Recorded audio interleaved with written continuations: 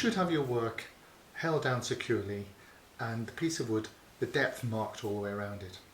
To begin carving, we'll need two tools, the basic V tool and a mallet if the wood is quite hard. So with those, let's begin lining in our relief. Bring the depth of your V cut to just above the depth line.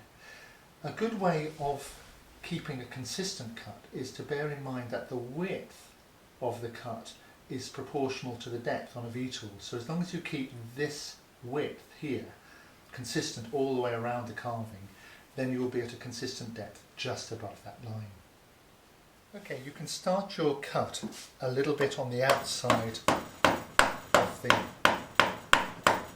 of the subject. Come just to the outside of the line of your subject, just to the outside, and when you get to any details, just do the best you can using the waste.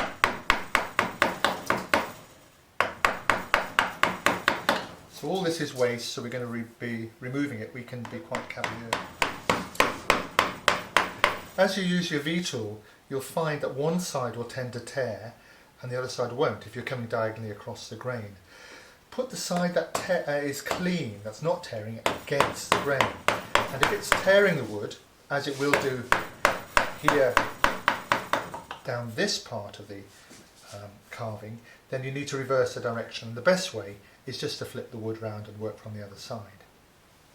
When it comes to an inside ground like this, just do your best. Keep to the outside of the line, and when you come to the tight curves at the top or the bottom here, just do the best you can to clear.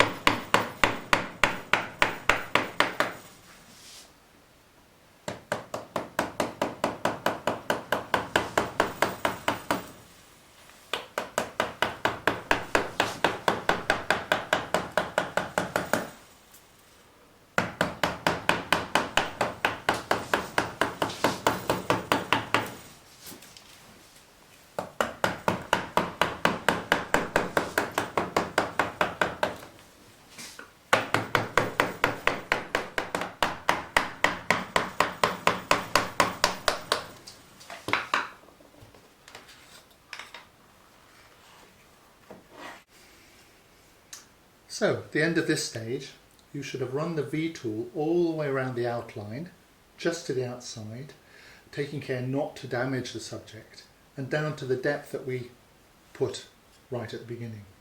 This is called lining in, and the next step will be to remove the waste.